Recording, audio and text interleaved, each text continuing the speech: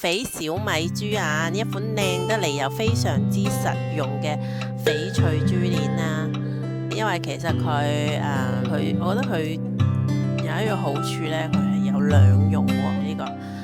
佢可以做一條吊墜嘅頸鏈啦，即係喺呢度呢，去添加一個翡翠嘅吊墜，你就可以當一條珠鏈咁去佩戴啦。咁而且佢仲可以呢繞手幾圈啦，你去做一個手串去佩戴。所以嚟講，我覺得佢係一個靚得嚟又非常實用嘅一個珠鏈嘅。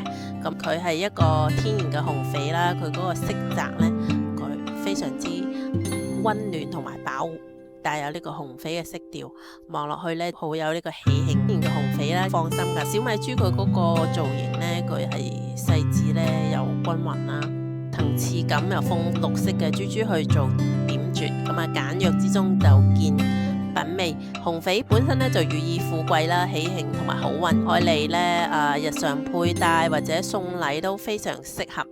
咁啊呢一件小配件呢，我覺得即係都幾好嘅。尺寸呢，佢就細細件嘅嚇，珠粒嘅直徑呢4左右啦，4左右嘅珠粒。佢呢一條珠嘅價錢呢，就係900蚊嘅。